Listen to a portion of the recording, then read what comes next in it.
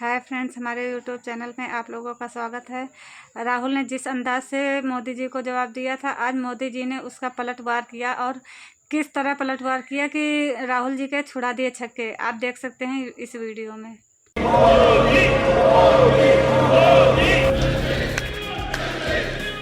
आजकल बच्चे का मन बहलाने का काम चल रहा है।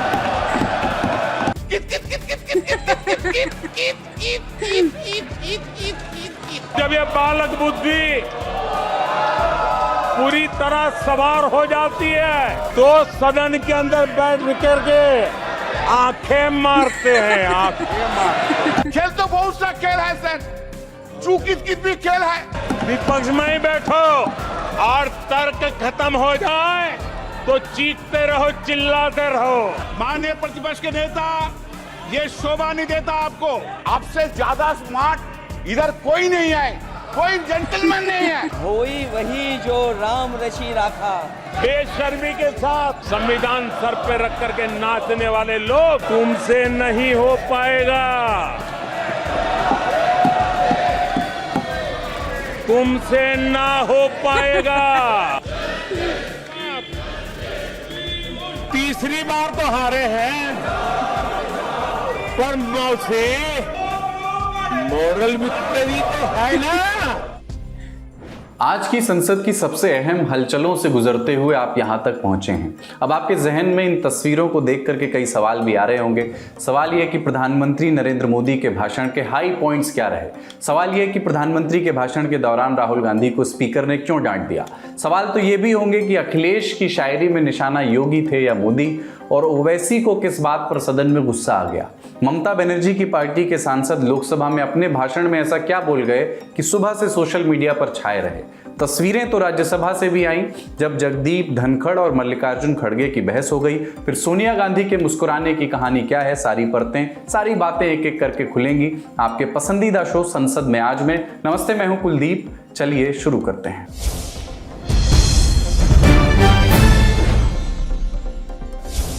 लोकसभा की कार्यवाही सुबह 11 बजे शुरू हुई। सदन में सुबह 11 बजे से लेकर शाम तक काफी हंगामा होता रहा। आरोप प्रत्यारोप का दौर चला, लेकिन हंगामे का शोर उस वक्त अपने हाई पर पहुंच गया जब प्रधानमंत्री नरेंद्र मोदी करीब 4 बजे लोकसभा पहुंचे। आमतौर पर हम संसद में आज शो में आपको सुबह से शुरू करके कार्यवाही को सिलसिलेवार तरीके से दिखाते हैं, लेकिन आज थोड़ा सा बदलाव इसमें करते हैं। बदलाव इसलिए क्योंकि आज सबकी निगाह थी प्रधानमंत्री नरेंद्र मोदी के भाषण पर। हर किसी को इंतजार था कि प्रधानमंत्री कल जो नेता प्रतिपक्ष राहुल गांधी का भाषण था उस पर जवाब किस अंदाज में देंगे। तो अब बताते हैं कि हुआ क्या। विपक्ष ने पहले चुनाव में, फिर सदन में संविधान के बहाने बीजेपी को सबसे ज्यादा घेरा, और जब प्रधानमंत्री मोदी की बारी आई तो उन्होंने भी उसी संविधान का सहारा लेकर कांग्रेस को चुन चुनकर कई मुद्दों पर घेरा और उनके जवाब दिए। आर्टिकल 370 इसकी पूजा करने के वाले लोगों ने वोट बैंक की राजनीति का हथियार बनाने वालों ने 370 को, उसने जम्मू कश्मीर का जो हालात कर दिए थे, वहां के लोगों के अधिकार छीन लिए थे। भारत का संविधान जम्मू की कश्मीर की सीमा में प्रवेश नहीं कर सकता था, और यहां संविधान सर पे रख करके नाचने वाले लोग संविधान को जम्मू कश्मीर में लागू करने का हौसला नहीं रखते, बाबा साहब अम्बेडकर का अपमान किया करते। अच्छा होता कांग्रेस अपनी हार स्वीकार करती, जनता जनार्दन के आदेश को सर आंखों पर चढ़ाती, आत्ममंथन करती, लेकिन ये तो कुछ शीर्षासन करने में लगे हुए हैं। आदरणीय सभापति जी, ऐसा क्यों हो रहा है, मैं जरा अपने सामान्य जीवन के अनुभव से बताता हूं। कोई छोटा बच्चा साइकिल लेके निकला है और अगर वो बच्चा गिर जाता है, साइकिल से लुढ़क जाता है, रोने लगता है तो कोई बड़ा व्यक्ति आकर के उसके पास पहुंच जाता है और उसको कहता है देखो चींटी मर गई, देखो चिड़िया उड़ गई, अरे देखो तुम तो बहुत बढ़िया साइकिल चलाते हो, अरे तुम तो गिरे नहीं हो। ऐसा करके उसका जरा मन ठीक करने के लिए प्रयास करते हैं, उसका ध्यान भटका करके उस बच्चे का मन बहला देते हैं। तो आजकल बच्चे का मन बहलाने का काम चल रहा है। प्रधानमंत्री नरेंद्र मोदी के भाषण में बात तो शोले फिल्म की भी हुई। बात भले ही फिल्म की हो रही थी, लेकिन निशाना नेता विपक्ष राहुल गांधी पर था। आप सबको शोले फिल्म की वो मौसी जी याद होगी।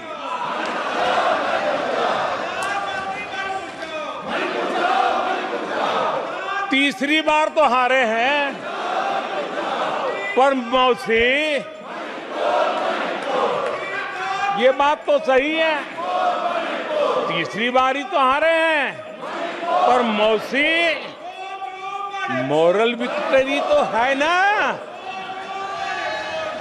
आदरणीय सभापति जी,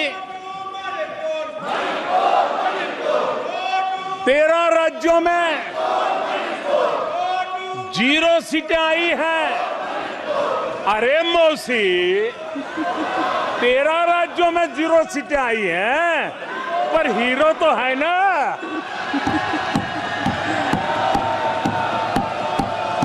आदरणीय सभापति जी, अरे पार्टी की लुटिया तो दुबई है। अरे मौसी, पार्टी अभी भी सांसें तो ले रही है। बात बायोलॉजी क्लास में पढ़ाई जाने वाले परजीवी के चैप्टर तक पहुंच गई। प्रधानमंत्री नरेंद्र मोदी ने कहा कि चुनाव में कांग्रेस पूरी तरह परजीवी बन चुकी थी और अपने सहयोगी दलों के कंधों पर चढ़ करके उन्होंने सीटों का आंकड़ा बढ़ाया है। अब कांग्रेस पार्टी 2024 से एक परजीवी कांग्रेस पार्टी के रूप से जानी जाएगी। 2024 से जो कांग्रेस है वो परजीवी कांग्रेस है, और परजीवी वो होता है जो जिस शरीर पर उस शरीर के साथ रहता है, ये परजीवी उसी को ही खाता है। कांग्रेस भी जिस पार्टी के साथ गठबंधन करती है उसी के वोट खा जाती है और अपनी सहयोगी पार्टी की कीमत पर वो फलती फूलती है, और इसलिए कांग्रेस परजीवी कांग्रेस बन चुकी है। प्रधानमंत्री मोदी को बोलते बोलते अब तक करीब 1 घंटे का वक्त बीत चुका था। प्रधानमंत्री अब नाम लिए बिना राहुल गांधी को निशाने पर ले रहे थे। इस दौरान राहुल गांधी के आंख मारने वाले वाकये का जिक्र करके उन्होंने एक और जुबानी हमला किया। बालक बुद्धि में ना बोलने का ठिकाना होता है और न ही बालक बुद्धि में व्यवहार का कोई ठिकाना होता है। और जब ये बालक बुद्धि पूरी तरह सवार हो जाती है तो सदन में भी किसी के गले पड़ जाते हैं। ये बालक बुद्धि अपनी सीमाएं खो देती है तो सदन के अंदर बैठ करके आंखें मारते हैं, आंखें मारते हैं। इनकी सच्चाई आदरणीय सभापति जी अब पूरा देश समझ गया है। इसलिए आज देश इनसे कह रहा है तुमसे नहीं हो पाएगा। तुमसे ना हो पाएगा। प्रधानमंत्री नरेंद्र मोदी सिर्फ राहुल गांधी पर ही नहीं रुके, यूपी के दो लड़कों की जोड़ी में शामिल अखिलेश यादव भी उनके निशाने पर थे। दोपहर में जिस तरह अखिलेश यादव ने चौपाई के जरिए बीजेपी को घेरा था, ठीक उसी अंदाज में प्रधानमंत्री नरेंद्र मोदी ने भी अखिलेश यादव को निशाने पर लिया। आदरणीय अध्यक्ष जी, तुलसीदास जी कह गए हैं, अखिलेश जी, तुलसीदास जी कह गए हैं, जूठई लेना जूठई देना, जूठई भोजन जूठई चबेना। तुलसीदास जी ने कहा है, जूठई लेना जूठई देना, जूठई भोजन जूठई चबेना। कांग्रेस ने झूठ को राजनीति का हथियार बनाया। कांग्रेस के मुंह झूठ लग गया है।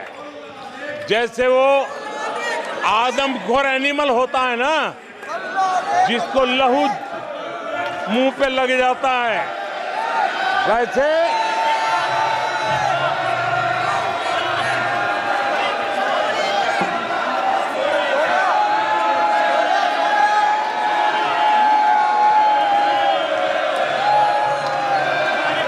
आदरणीय सभापति जी, कांग्रेस के मुंह झूठ का खून लग गया है।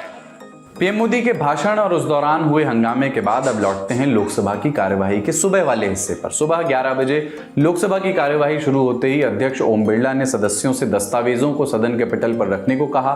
सदस्यों ने डॉक्यूमेंट्स रखे, फिर विपक्ष ने राहुल गांधी के भाषण से कुछ हिस्से एक्सपंज यानी कार्यवाही से हटाए जाने को लेकर के नाराजगी जाहिर की। राष्ट्रपति के अभिभाषण को लेकर धन्यवाद प्रस्ताव पर चर्चा दोबारा शुरू हुई। बारी थी कन्नौज से समाजवादी पार्टी के सांसद अखिलेश यादव की। माहौल बनाया शेरो शायरी से, जिनके भावार्थ में विशुद्ध तंज था। हालात क्या थे, हालात क्या हैं, सब बताया गया है। मैं समझदार जनता को फिर एक बार धन्यवाद दूंगा और मैं कुछ कहना चाहता हूं कि आवाम ने तोड़ दिया हुकूमत का गुरूर। दरबार तो लगा है पड़ा गमगीन में बेनूर है पर। अध्यक्ष महोदय, दरबार तो लगा है पर बड़ा गमगीन बेनूर है।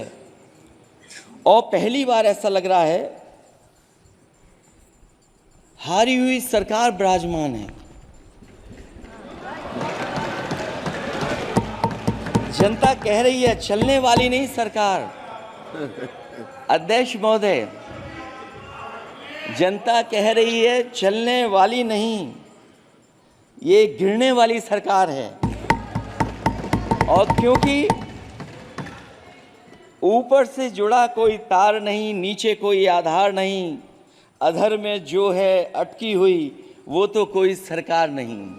अखिलेश इन दिनों जब लोकसभा चुनावों को लेकर कामयाबी की कहानी सुनाते हैं तो उन्हें सबसे ऊंची दिखती है वो कहानी जो फैजाबाद से लिखी गई, अवधेश प्रसाद की कहानी। अखिलेश ने सत्ता पक्ष को फैजाबाद की हार के नश्तर दिखाए थे। मर्यादा पुरुषोत्तम भगवान राम को समर्पित करके वो पंक्तियां पढ़ रहे थे। अवधेश प्रसाद खड़े हो गए, लेकिन अखिलेश ने उन्हें बैठा दिया। अब एक पुराना नश्तर खोज करके निकाला गया जो उत्तर प्रदेश विधानसभा में कभी गूंजा था। अवधेश प्रसाद अखिलेश की ओर देखते हुए बोले, ये तो योगी जी के लिए है ना। एक जीत और अध्यक्ष महोदय हुई है। मैं जानता हूं सत्ता पक्ष बैठे वाले लोग समझ गए होंगे। अयोध्या की जीत भारत के परिपक्व मतदाता की लोकतांत्रिक समझ की जीत है। और हम तो अध्यक्ष महोदय यही सुनते आए हैं, होए वही जो राम रची राखा, ये है उसका फैसला। अध्यक्ष महोदय, होई वही जो राम रची राखा, ये है उसका फैसला। जिसकी लाठी में नहीं होती आवाज, जो करते थे किसी को लाने का दावा, वो हैं खुद किसी के सहारे के लाचार।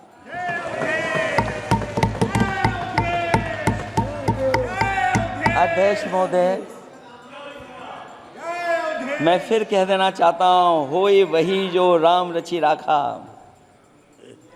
यह है उसका फैसला जिसकी लाठी में नहीं होती आवाज़। जो करते थे किसी को लाने का दावा, वो हैं खुद किसी के सहारे के लाचार। हम अयोध्या से लाए हैं उनके प्रेम का पैगाम। हम अयोध्या से लाए हैं उनके प्रेम का पैगाम, जो सच्चे मन से करते हैं सबका कल्याण। सदियों में जन जन गाता है जिनके गान, अभय दान देती जिनकी मंद मंद मुस्कान, मानवता के लिए उठता जिनका तीर कमान। अध्यक्ष महोदय, जो असत्य पर सत्य की जीत का है नाम, उफनती नदी पर जो बांधे मर्यादा के बांध, वो है अवध के राजा पुरुषोत्तम प्रभु राम। हम अयोध्या से लाए हैं उनके प्रेम का पैगाम।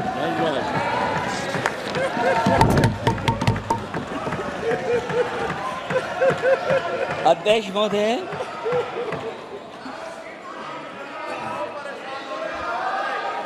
अध्यक्ष महोदय, कुछ बातें हैं।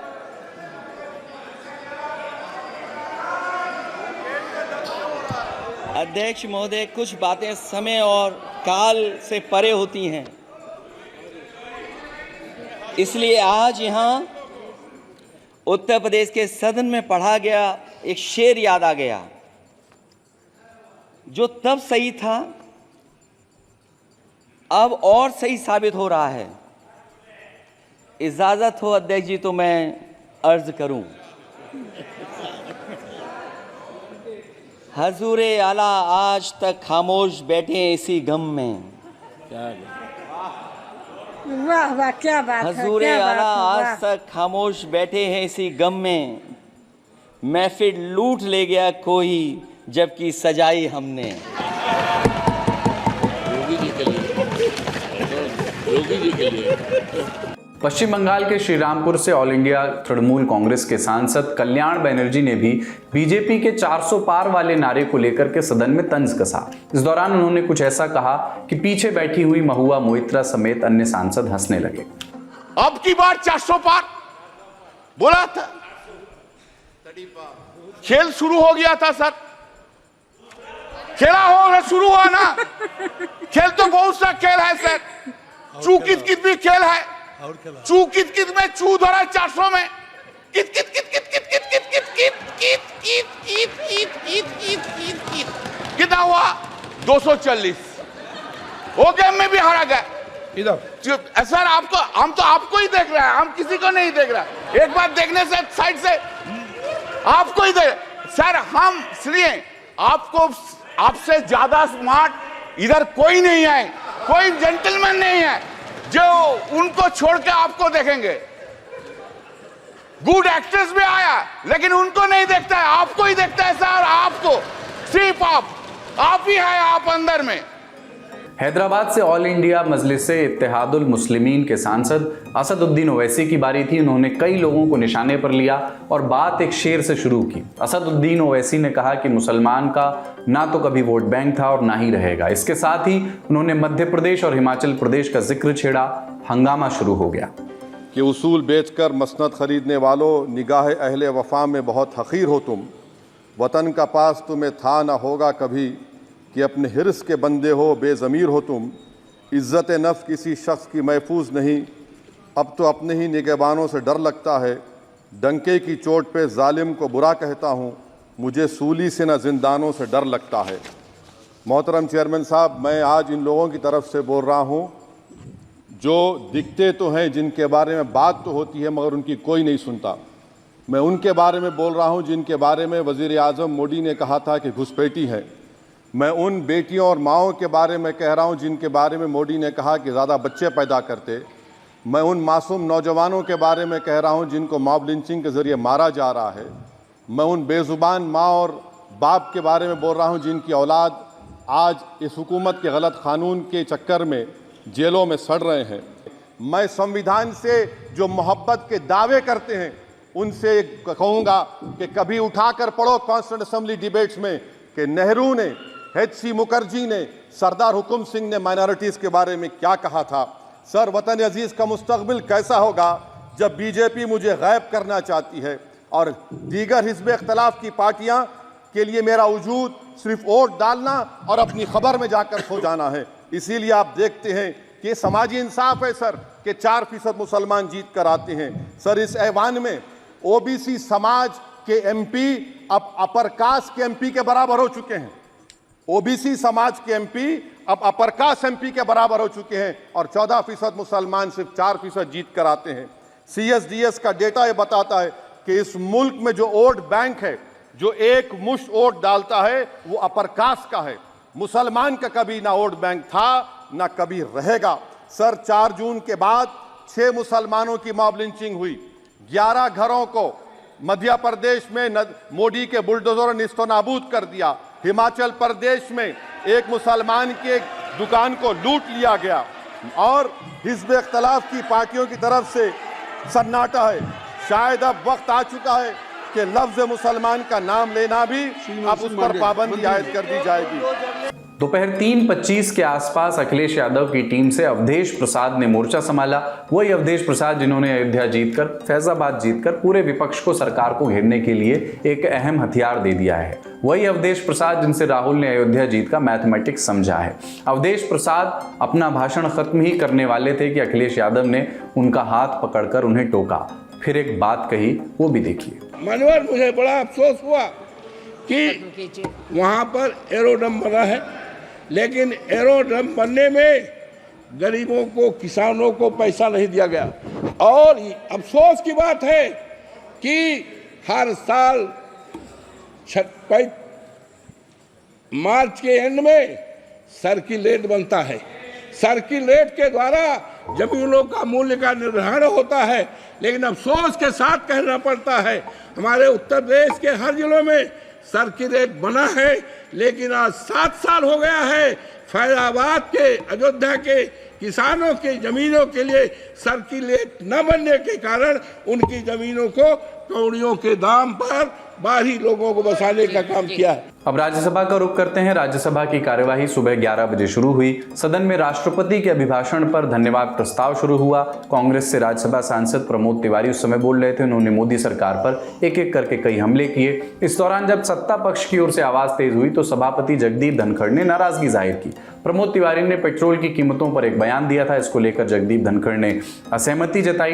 दरअसल उनका यह कहना था कि यह संसदीय नहीं है। सभापति की बातों पर जयराम रमेश उठ खड़े हुए। बात मल्लिकार्जुन खड़गे तक पहुंची और फिर एक मौका आया कि सामने बैठी सोनिया गांधी हंसने लगी। प्रमोद जी, जो आप कह रहे हैं, आप खुद चिंतन कीजिए कितना गलत कह रहे हैं ना। दोस्तों, this will not go on record. If you have proof, if you have fact, the senior leadership is here. I think you should replace. One second, Jairam Ramesh. You are so intelligent, so gifted, so talented. You should immediately come and take seat in place of Mr. Khadge. Because by and large you are doing his job. Sir, मेरा time का ध्यान रखिएगा, मेरे time का। खड़गे जी, आप सोचिए। खड़गे जी, खड़गे जी, don't bring that Varna क्या? still in your mind that Varna system is there. That's why you are calling Ramesh is a very intelligent, very that, and I am dull, so that No, he no, should no, be no, replaced. no, no. सदन में मल्लिकार्जुन खड़गे के इस comment के साथ सभापति जगदीप धनखड़ नाराज हो गए। बहस शुरू हुई कि धनखड़ ने खड़गे से साफ कह दिया कि मैं उस स्तर पर आना नहीं चाहता। मेरे को बनाने वाले यहाँ बैठे हैं, श्रीमती सोनिया गांधी जी। ना रमेश बना सकता है, ना आप बना सकते हैं। जनता ने मुझे बनाया। खड़गे जी, मैं उस स्तर पर नहीं आना चाहता। मेरी बात को ध्यान से सुनिए। मेरी बात को ध्यान से सुनिए। नहीं, सुनिए। नहीं, बैठिए। You cannot every time run down the chair. You cannot every time show disrespect to the chair. आप अचानक खड़े होते हैं और कुछ भी कह देते हैं, मेरी बात को समझते भी नहीं है. Never in the history of this country, never Khadge ji in the history of parliamentary democracy and Rajya Sabha proceedings, there has been such disregard of the chair as from you. You are forcing me, and I have said so on a number of occasions. You take it in a manner which is wrong. Time for you to reflect. Now, please, मेरे में बहुत patience है, बहुत सहन शक्ति है, खून की घूंट पी सकता हूं. मैंने क्या क्या बर्दाश्त किया है, कितना बर्दाश्त किया है, और आप फट खड़े होकर कह देते हैं, अरे आपको खड़गे जी, आपको किसने बनाया है, ये आप अपने आप जाने. तो दोनों सदनों में क्या कुछ हो रहा है वो आपको दी लंदन टॉप पर मिलता ही रहेगा. आज का शो, आज का संसद में आज आपको कैसा लगा, आप हमें कमेंट बॉक्स में लिख करके बताइए. ये शो आपके लिए लिखा है हमारी साथी सुप्रिया ने और हिमांशु तिवारी ने. देखते रहिए दी लंदन टॉप. शुक्रिया.